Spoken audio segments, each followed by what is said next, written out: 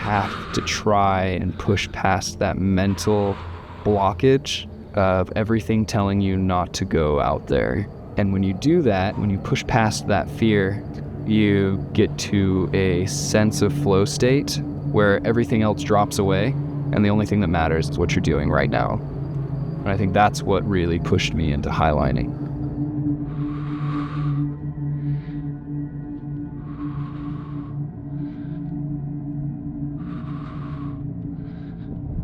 My name's Sylvan Christensen, and I'm a canyoneering and climbing guide. Slacklining is the act of balancing on either a 1 or 2 inch piece of flat webbing using just your body.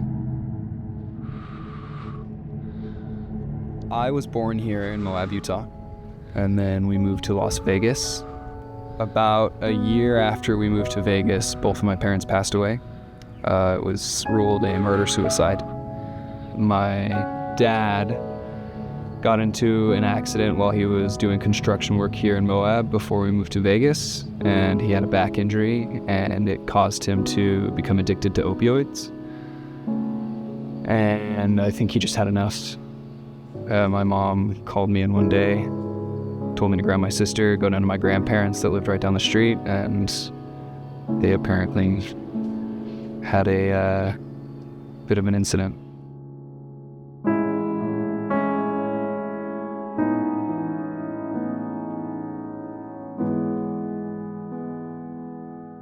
You're faced with the reality that life is fleeting. These people that mean the world to you and are supposed to always be there sometimes go away.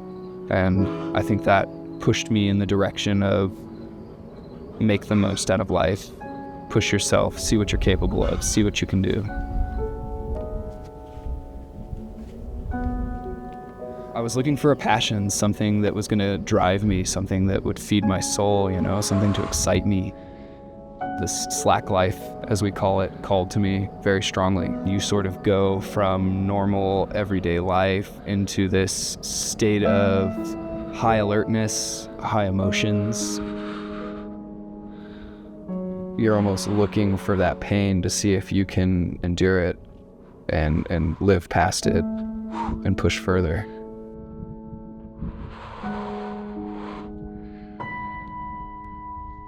You are sort of exposed out there, but the fact that you can calm that voice down in your mind and push yourself to do it anyways is very empowering, and it keeps you coming back.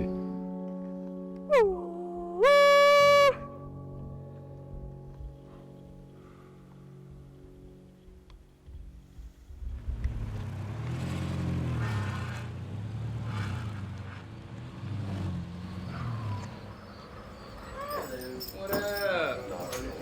I'm feeling it, man.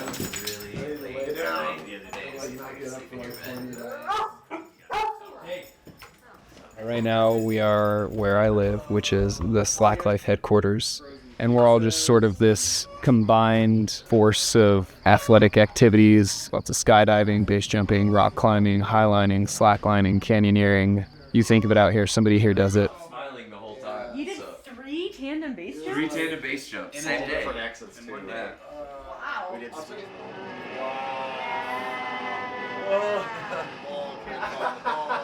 Watch this. How steep I go.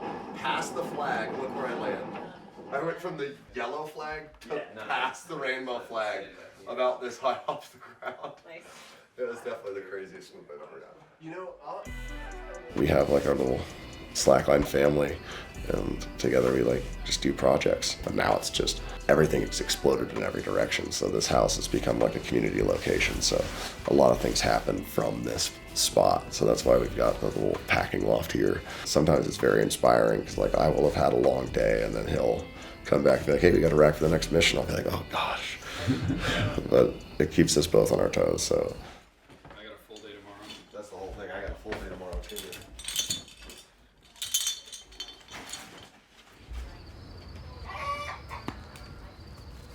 Want to do some slacklining, love?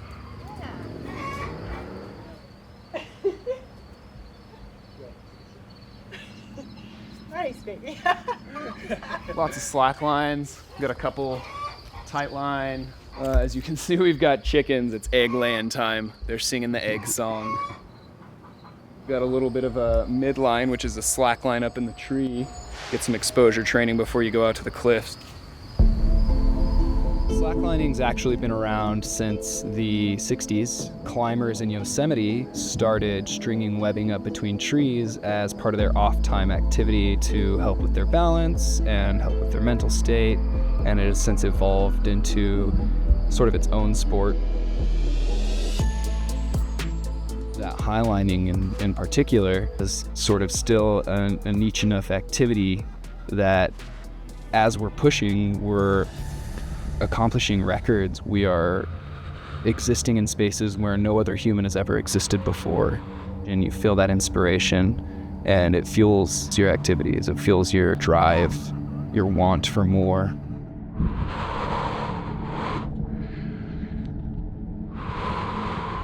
The things we are doing are inherently dangerous. There are risks. If you mess up in one area, in one simple knot, didn't lock your carabiner, one simple task, if you mess that up, it could cost you your life. Yeah.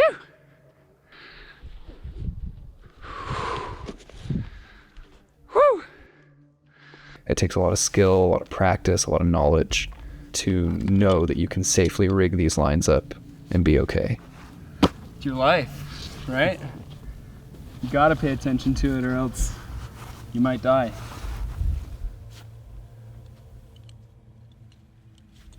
Beautiful. It's nice to have people you can trust and rely on, you know? You come out here with somebody like Sadie and I can be like, hey, go build that anchor over there, and I know that that person's gonna go do it right, and I can trust my life in their hands. You know, that's the kind of friendships you're building.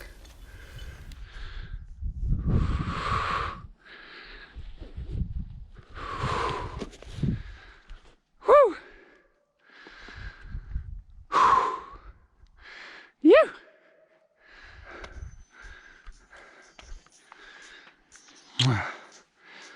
I love you. I love you. Right now we are at the Fruit Bowl, the birthplace of GGBY. GGBY is one of the major slacklining festivals in the world. It's really a great area for people to come out and congregate and highline together. No more shackles on my feet. I'll fly away. I'll fly away, oh Lord. I'll fly away in the morning when I die. Hallelujah, bye, bye. I'll fly away when I die. Hallelujah, bye, bye. I'll fly away.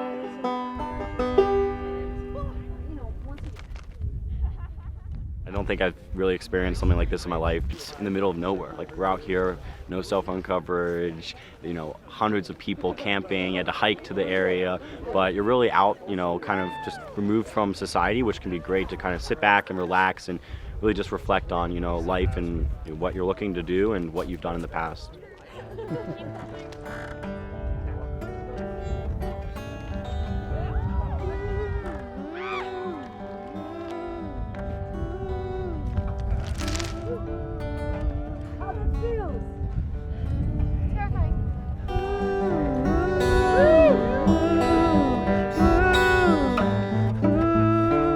The fact that I went through such a tragic experience at a young age, I was 11, it could have taken me down a very different path. I could have let that hate build up, and you know, I could have ended up in a similar situation, addicted to drugs. But getting into the slack life, I think, really changed my life.